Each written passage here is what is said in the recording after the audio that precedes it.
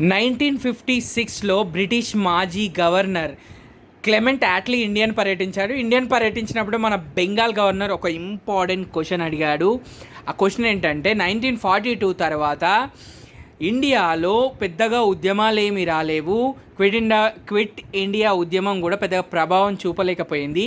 బ్రిటిషర్స్కి ఇండియాని పరిపాలించే అవకాశం ఉన్నా కానీ బ్రిటిషర్స్ ఇండియాకి ఇండిపెండెన్స్ ఇచ్చేసి వెళ్ళిపోయారు, ఎందుకు అని అడిగాడు.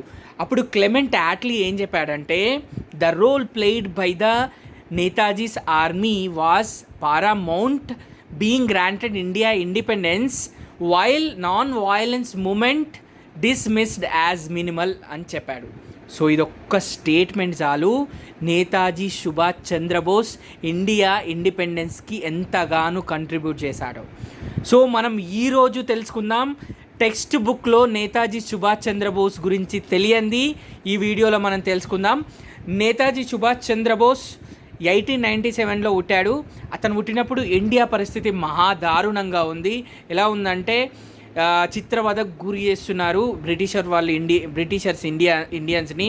అండ్ తినడానికి కానీ కరువు చాలా ఉండేది. అలాంటి టైంలో కొన్ని కుటుంబాలకు మాత్రమే తినడానికి, కట్టుకోవడానికి బట్టలు, చదివించడానికి వాళ్ళ పిల్లల్ని కొంచెం స్తోమత ఉండేది. అదృష్టవశాత్తు నేతాజీ సుభాష్ చంద్రబోస్ అలాంటి ఒక ఫ్యామిలీలో ఉంటాడు. చిన్నప్పటి నుంచి పెరుగుతున్న కొద్దీ ఇతను తట్టుకోలేకపోయేవాడు బ్రిటిషర్స్ ఆగడాలను చూసి. అతను మనసులో పర్సనల్గా తీసుకొని చాలా బాధపడేవాడు. అలా పెద్దగా అయినాక చాలా బోర్డులు కూడా రెస్టారెంట్లోకి వెళ్తే బ్రిటిష్ వాళ్ళు రెస్టారెంట్లకు కానీ ఎలా బోర్డులు పెట్టేవాళ్ళు అంటే dogs and Indians not allowed అని పెట్టేవాళ్ళు. అవన్నీ చూసినప్పుడు పర్సనల్గా చాలా ఫీల్ అయ్యేవాడు నేతాజీ. అండ్ ఒకసారి నేతాజీ కాలేజ్ చదువుకుంటున్నప్పుడు నేతాజీ పాటు చదివే ఒక స్టూడెంట్ని బ్రిటిష్ ప్రొఫెసర్ హెరాస్మెంట్ చేస్తుంటే నేతాజీ తట్టుకోలేక ఆ ప్రొఫెసర్పై దాడి చేసి కాలేజ్ నుంచి రస్టిగేట్ కాబడ్డాడు. కాలేజ్ వాళ్ళు నేతాజీని రస్టిగేట్ చేశారు. సో ఆ తర్వాత ఏమైందంటే నేతాజీ సుభాష్ చంద్రబోస్ని వాళ్ళ ఫాదర్ లండన్ పంపించి ఐసిఎస్ ఎగ్జామ్ రాయమని చెప్పాడు. ఐసిఎస్ అంటే ఇండియన్ సివిల్ సర్వీస్. ఇది ఆ టైంలో చాలా కష్టతరమైన ఎగ్జామ్. మంచి మేధావులే 2 నుంచి 3 సంవత్సరాలు చదివినా కానీ ఆ ఎగ్జామ్ని క్లియర్ చేయడం కష్టం. అలాంటిది మన జీనియస్ నేతాజీ సుమారు 6 నెలల్లో ఆ ఎగ్జామ్ని క్లియర్ చేశాడు. క్లియర్ చేశాక బ్రిటిష్ వాళ్ళు ఇతనికి ఐసిఎస్ ఆఫర్ చేస్తే ఆ జాబ్ని వదిలేసి నా మాతృభూమికి నేను ఏదైనా సేవ చేయాలని చెప్పేసి ఇండియాకు తిరుగు ప్రయాణమయ్యాడు. ఇండియాకు వచ్చేస్తే ఆ టైంలో గాంధీజీ మన ఇండియన్ నేషనల్ కాంగ్రెస్ని స్థాపించి ఇండియన్ నేషనల్ కాంగ్రెస్తో పాటు ఉద్యమం చేస్తున్నాడు. ఇండియన్ నేషనల్ కాంగ్రెస్లో సుభాష్ చంద్రబోస్ కార్యకర్తగా జాయిన్ అయ్యి 6 నెలల్లో చాలా పాపులర్ అయ్యాడు. ఎందుకంటే సుభాష్ చంద్రబోస్కి రాజకీయపరమైన నాలెడ్జ్ ఎక్కువ ఉండేది. ఇతను ఈజీగా ప్రజల్ని మోటివేట్ చేయగల శక్తి ఉండేది. సో ఆ విధంగా 6 నెలల్లో కార్యకర్త నుంచి కాంగ్రెస్ ప్రెసిడెంట్ ఎలక్షన్లు కండక్ట్ చేసింది 1939లో. అప్పుడు 1939 కాంగ్రెస్ ప్రెసిడెంట్ ఎలక్షన్లో ప్రెసిడెంట్గా పోటీ చేశాడు. పోటీ ఎవరి మీద చేశాడంటే డాక్టర్ పట్టాభి మీద పోటీ చేసి గెలిచాడు కూడా. డాక్టర్ పట్టాభిని మహాత్మా గాంధీ బలపరిచినా కానీ అతని మీద సుభాష్ చంద్రబోస్ గెలిచాడు. అంటే సుభాష్ చంద్రబోస్ పాపులారిటీ అలా ఉండేది. మనందరికీ ఏం తెలుసు అంటే క్యాజువల్గా సుభాష్ చంద్రబోస్ మహాత్మా గాంధీజీ కలిసి పనిచేయలేరు. గాంధీజీ అంటే నాన్ వయలెన్స్, సుభాష్ చంద్రబోస్ అంటే ఇంకొక దారి అనుకునేవాళ్ళం. కానీ సుభాష్ చంద్రబోస్ ఏమనుకునేవాడంటే గాంధీజీ ఆల్రెడీ నాన్ వయలెన్స్ ఉద్యమం చేస్తున్నాడు. అండ్ సుభాష్ చంద్రబోస్ ఏం నమ్మేవాడంటే స్వాతంత్రం అనేది, ఇండిపెండెన్స్ అనేది ఒకరి దగ్గర నుంచి రిక్వెస్ట్ చేసి తీసుకునేది కాదు, కొట్లాడి తెచ్చుకునేది అని బలంగా నమ్మేవాడు. హిందీలో ఒక వర్డ్ ఉంటుంది, ఆజాదీ మాంగ్నా నయి చీనీ జాతీ హే అని చెప్పేవాడు. సో అలా ఇక 1939 ఆ తర్వాత ప్రెసిడెంట్గా ఉండి కొన్ని రోజులు మాత్రమే అలా ఉండి తర్వాత ఇక ఈ నేషనల్ కాంగ్రెస్ని గాంధీ గారికి అప్పచెప్పేసి నేను ఇంకొక దారి చూస్తా స్వాతంత్రం ఇండియాకి తీసుకురావడానికని ఇంకొక దారి కోసం ఏం చేశాడంటే నేతాజీకి ఒక ఐడియా వచ్చింది. ఏంటంటే మొత్తం బ్రిటిషర్స్ ఆర్మీ ఇండియానే, బ్రిటిషర్కి సర్వ్ చేస్తున్న ఆర్మీ 95% ఇండియన్సే. అంటే 25 lakhs, సుమారు 25 లక్షల మంది ఇండియన్ సోల్జర్స్ ఉన్నారు. ఒకవేళ ఈ 25 లక్షల మంది సోల్జర్స్ని మనం ఒక్కటి చేసి బ్రిటిషర్స్ మీద ఇండిపెండెన్స్గా ఫైట్ చేస్తే ఇండియా ఇండిపెండెన్స్ చాలా సులభం అనుకున్నాడు. కానీ వీళ్ళందరినీ కలపడమే ఒక సవాల్. సో అయితే అప్పుడు నేతాజీ ఏమనుకున్నాడంటే ఇంటర్నేషనల్ రిలేషన్షిప్ స్టార్ట్ చేద్దామని ఈ బ్రిటిష్ రాజ్కి వ్యతిరేకంగా ఎవరైతే ఉన్నారో అప్పుడు జర్మనీ, ఇటలీ, జపాన్, ఇంకా కొన్ని దేశాలు ఎలా ఉన్నాయో వాళ్ళతో మాట్లాడి బ్రిటిష్ రాజ్పై ఎలా ఇండిపెండెన్స్ ఇండియాకి ఇప్పించాలని ఆలోచిస్తున్నారు. అయితే మొదటగా 1941 ఆ టైంలో ఫస్ట్ ఆఫ్ఘనిస్తాన్ వెళ్ళాడు. ఆఫ్ఘనిస్తాన్లో చర్చలు చేశాడు. తర్వాత రష్యాకి వెళ్ళాడు. రష్యాలో సఫలం అవ్వలేదు. తర్వాత 1942 జనవరిలో హిట్లర్ని కలిశాడు. జర్మనీ వెళ్ళి హిట్లర్ని కలిస్తే హిట్లర్తో మాట్లాడాడు. కానీ హిట్లర్ సరైన విధంగా స్పందించలేదు. సో హిట్లర్ ఇక ఎలాగో హెల్ప్ చేయడానికి తెలుసుకొని అక్కడి నుంచి సింగపూర్కి వచ్చాడు. ఓకే, ఇక్కడ సింగపూర్ దగ్గర ఒక్క నిమిషం ఆగుదాం. ఏంటంటే ఈ సింగపూర్ గురించి నేను ఆల్రెడీ సింగపూర్ ఎపిసోడ్లో చెప్పాను. ఏంటంటే జపాన్ సోల్జర్స్ 10,000 మంది సింగపూర్కి వచ్చేసి సింగపూర్ మీద అటాక్ చేశారు, పోర్టు మీద. అక్కడ 64,000 మంది సింగపూర్ సోల్జర్స్ని ఎవరైతే ఉన్నారో 64,000 మంది సింగపూర్ సోల్జర్స్ని వార ప్రిజనర్స్గా ఆధీనంలోకి తీసుకున్నారు. ఆ 64,000 మంది సింగపూర్ సోల్జర్స్లో 40,000 మంది, సుమారు 40,000 మంది ఇండియన్ సోల్జర్స్. సో ఈ జపానీస్ సింగపూర్ని రూల్ చేస్తున్నారు. ఈ జపానీస్ ఏమనుకున్నారంటే నేతాజీ వచ్చి జపానీస్ వాళ్ళని కలిశాడు. అయితే ఈ జపానీస్ వాళ్ళు ఏమనుకున్నారంటే ఈ 40,000 మంది సోల్జర్స్ ఎవరైతే ఉన్నారో ఇండియన్ సోల్జర్స్, వాళ్ళని బ్రిటిష్ రాజ్ మీదకి ఫైట్కి పంపిద్దాం, మన సోల్జర్స్ని పక్కన పెడదాం. ఎందుకంటే బ్రిటిష్ రాజ్ కింద ఉన్నది ఇండియన్ సోల్జర్సే, వీళ్ళు ఇండియన్ సోల్జర్సే, వీళ్ళనే పంపిద్దాం, మన వాళ్ళని పక్కకు పెడదామని జపానీస్ వాళ్ళు అనుకున్నారు. సో అనుకొని ఆ 40,000 మందికి ఒక కమాండోని నియమించారు. ఆ కమాండో పేరు మోహన్ సింగ్. సో ఇలా జరుగుతుంది. కానీ ఆ 40,000 మంది సోల్జర్స్ దగ్గర ఒక పర్పస్ లేదు. వాళ్ళ దగ్గర ఇక కొట్లాడేంత శక్తి, అంటే వాళ్ళు అంత మోటివేషన్తో లేరు యుద్ధం చేసే అంత. ఓన్లీ వాళ్ళు ఒక జాబ్ లాగానే ఉన్నారు, అలా ఉన్నారు ఆ సోల్జర్. సో అలాంటి టైంలో నేతాజీ ఆ 40,000 మంది సోల్జర్స్ని కంట్రోల్లోకి తీసుకొని వాళ్ళకు ఒక పర్పస్ అండ్ ఇండియా ఇండిపెండెన్స్ గురించి మోటివేషన్ చేశాడు. నేతాజీ సుభాష్ చంద్రబోస్ చాలా మోటివేట్ చేశాడు, చాలా స్పీచెస్ ఇచ్చాడు.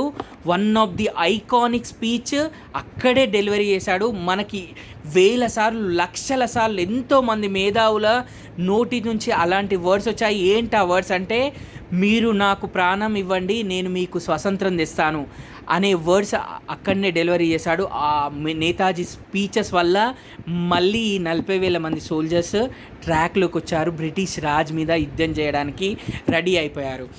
ఆ 40,000 మందిలో ఉమెన్స్ రెజిమెంట్ని ఝాన్సీ రాణి అని ఆమె ఆధీనంలో ఉండేది. మిగిలిన సోల్జర్స్ని 3 టాప్ క్లాస్ కమాండోస్ని నియమించాడు. ఆ 3 పేర్లు షాన్వాజ్ ఖాన్, గుర్బక్ సింగ్ దిలాన్ అండ్ ప్రేమ్ కుమార్ సెగల్. ఈ ముగ్గురు నియమించాడు. సో ఈ 40,000 మందితో ఇండియాకు తిరిగి ప్రయాణమయ్యారు. సో వీళ్ళు ఇండియాకు తిరిగి వస్తూ ఇంపాల్ దగ్గర బ్రిటిష్ సోల్జర్స్తోని మీట్ అయితే, బ్రిటిష్ సోల్జర్స్ వీళ్ళు ఏమనుకున్నారంటే వీళ్ళు జపానీస్ సోల్జర్స్ అనుకొని, ఇక్కడ మన దగ్గర ఉన్న బ్రిటిష్ సోల్జర్స్ ఎవరు, ఇండియన్సే, వాళ్ళు ఈ జపానీస్ సోల్జర్స్ అని వీళ్ళని అటాక్ చేస్తున్నారు. అటాక్ చేసి వీళ్ళకి తెలియదు వీళ్ళు బ్రిటిష్ రాజ్ మీద ఇండియా ఇండిపెండెన్స్ కోసం వస్తున్నారని. సో వీళ్ళ దగ్గర ఉన్న బ్రిటిషర్స్ కింద ఉన్న సోల్జర్స్తోని బాగా ఫైట్ చేసి బ్రిటిషర్స్ వాళ్ళ దగ్గర ఉన్న అన్ని ఆయుధాలతోని వీళ్ళని ఓడగొట్టేస్తారు. ఈ జపానీస్ నుంచి వచ్చిన, సింగపూర్ నుంచి వచ్చిన సోల్జర్స్ని ఓడగొట్టేసి, అప్పుడు బ్రిటిషర్స్కి అర్థమైపోతుంది ఏంటంటే ఈ 40,000 మంది వచ్చింది ఇండియా ఇండిపెండెన్స్ కోసం అని తెలుసుకొని ఈ 40,000 మంది వచ్చింది ఇండిపెండెన్స్ కోసం అని ఈ ఇండియాలో ఉన్న 25 లక్షల మంది సోల్జర్స్కి తెలిస్తే మనము ఇక్కడ ఉండడం చాలా కష్టం అవుతుంది. ఇలా ఎవరైనా మన మీదికి దాడికి వస్తే మళ్ళీ ఇంకొకసారి రాకుండా వాళ్ళ సైకలాజికల్గా దెబ్బతీద్దాం అని అనుకున్నారు. సో దానికోసం ఏం చేశారంటే ప్రేమ్ కుమార్ సెగల్, షాన్వాజ్ ఖాన్ దిల్లోని అందరికి కనిపించేటట్టు రెడ్ పోర్ట్ ట్రయల్ చేశారు. రెడ్ పోర్ట్ ట్రయల్ మనకు అందరికి తెలుసు, చాలామందికి తెలియదు. రెడ్ పోర్ట్ ట్రయల్ 1945 నవంబర్లో జరిగింది. ఆ రెడ్ పోర్ట్ ట్రయల్ ద్వారా ఈ ముగ్గురిని చిత్రవధ చేసి చంపేసి అది మార్కెటింగ్ చేశారు. ప్రతి ఒక్క ఇండియన్స్కి తెలిసేలా కరపత్రాలు అండ్ న్యూస్ పేపర్లు ప్రచురించి అందరికీ పంచారు. దాంతో అప్పుడు ఇండియన్స్ అందరికీ తెలిసింది. కానీ బ్రిటిషర్స్ అనుకున్నారు నెగిటివ్గా ఇది స్ప్రెడ్ చేద్దామని, వాళ్ళకు పాజిటివ్గా స్ప్రెడ్ చేద్దామని. కానీ ఇది ఇండియన్స్కి టర్నింగ్ పాయింట్ అయింది. అప్పుడు ఇండియాలో ఉన్న సోల్జర్స్ అందరికీ తెలిసింది ఏంటంటే నేతాజీ సుభాష్ చంద్రబోస్ స్థాపించింది ఇండియన్ నేషనల్ ఆర్మీ అని తెలిసింది. కానీ అదే టైంలో ఒక బాధాకరమైన విషయం ఏంటంటే నేతాజీ సుభాష్ చంద్రబోస్ చనిపోయాడని వార్త అందరికీ తెలిసింది. సో ఈ దాంతో నేతాజీ ప్లకార్డ్ పట్టుకొని, నేతాజీ ఫోటో పట్టుకొని అందరూ రోడ్ల మీదకి వచ్చారు. వచ్చి 2 స్లోగన్స్ ఇచ్చారు. ఏంటి ఆ స్లోగన్స్ అంటే హిందుస్థాన్ కా ఏక్ ఆవాజ్ సేగల్ షాన్వాజ్ దిల్లో, హిందుస్థాన్ కా ఏక్ ఆవాజ్ సేగల్ దిల్లో షాన్వాజ్, 40 crores కా ఏక్ ఆవాజ్ సేగల్ దిల్లో షాన్వాజ్ అని ఈ మూడిటితోని అక్కడ మన ఇండియాలో ఉన్న అందరు ఆర్మీ ఒకటైపోతున్నారు. లాస్ట్కు నేవీ ఆర్మీ కూడా నేవీ ఆర్మీ ఒక ఉద్యమాన్ని స్టార్ట్ చేశారు, నావల్ మ్యూటనీ 1946 అని. దీని ద్వారా ఇక బ్రిటిషర్స్ అసలు తట్టుకోలేకపోయారు. బ్రిటిషర్స్ని మన వాళ్ళు ఈ లోకల్ ఆర్మీ కనిపించిన దగ్గర కొట్టుడే, వాళ్ళని అటాక్ చేశారు. వెనకాల పడి వాళ్ళకి టైం లేకుండా చేశారు. అయితే ఇక ఈ బ్రిటిష్ రాజు ఏం చేశాడు, ఇవన్నీ మనం ఇంకా కొన్ని రోజులు ఆగితే వీళ్ళు ఇంకా దాడి చేశారని చెప్పేసి 25 లక్షల మంది ఒక దగ్గరికి వచ్చేసారని వీళ్ళందరూ రెడ్ పోర్ట్ దగ్గరికి వచ్చేసి రెడ్ పోర్ట్ దగ్గర స్లోగన్స్ ఇస్తూ ఉండేవాళ్ళు. సో 1946లో ఒక మిషన్ క్యాబినెట్ని ఏర్పాటు చేసి గవర్నమెంట్ని బ్రిటిషర్స్ నుంచి ఇండియాకి ఇంటరిమ్ గవర్నమెంట్ ద్వారా ట్రాన్స్ఫర్ చేశాడు. నెహ్రూ అధికారంలోకి తీసుకున్నాడు. So January 20, 1947 British prime minister Clement Attlee ఏమని ప్రకటించాడంటే ఇండియాకు ఇండిపెండెన్స్ ఇస్తున్నాం మేము, బ్రిటిషర్స్ జూన్ 1948లో ఇండియాను వదిలేసి వెళ్ళిపోతామని చెప్పాడు. కానీ మన వాళ్ళు రెడ్ పోర్ట్ దగ్గరకు వచ్చేసి సుభాష్ చంద్రబోస్ ఫోటోతోని ఇవన్నిటితోని ఇలా చేస్తుంటే వాళ్ళు తట్టుకోలేక ఇండియాను వదిలిపెట్టి 1947 15th August రోజు వెళ్ళిపోయారు. సో ఇలా మనకు ఇండియాకు స్వాతంత్రం వచ్చింది. నేతాజీ సుభాష్ చంద్రబోస్ ఆర్మీ వల్ల ఇండియాకి స్వాతంత్రం వచ్చింది. ఇది 80% కంటే ట్రూత్. 90% నేతాజీ సుభాష్ చంద్రబోస్ ఆర్మీ వల్ల వచ్చిందనేది నిజం. కానీ మనందరికీ ఈ విషయం తెలియదు. ఇంకొక విషయం ఏంటంటే నన్ను బాగా బాధించిన విషయం ఇది ఏంటంటే 1950 నుంచి 1970 వరకు ఎవరైతే ఈ నేవల్ ఆర్మీ, ఇండియా ఆర్మీ ఎవరైతే ఉన్నారో, సుభాష్ చంద్రబోస్ ఆర్మీ ఏదైతే ఉందో ఆ ఆర్మీకి 1950 నుంచి 70 వరకు పెన్షన్ కానీ వాళ్ళని మళ్ళీ ఇండియన్ ఆర్మీలో కానీ జాయిన్ చేసుకోలే. ఎందుకు మీకు తెలిస్తే కమెంట్ చేయండి. మీకు ఈ స్టోరీ ఏదైతే సుభాష్ చంద్రబోస్ స్టోరీ మీకు కూడా మీరు కూడా మోటివేట్ అయితే ఇది ఖచ్చితంగా 10 మందికి తెలియాలి, ఇండియన్స్ అందరికీ తెలియాలి అనుకుంటే మీరు ఈ స్టోరీని మీ పిల్లలకు, మీ ఫ్రెండ్స్కి అందరికీ చెప్పండి. సుభాష్ చంద్రబోస్ గురించి ఖచ్చితంగా చెప్పాల్సిన వీడియో. మీకు ఇబ్బందిగా ఉంటే చెప్పడానికి ఈ వీడియో షేర్ చేయండి. Thank you.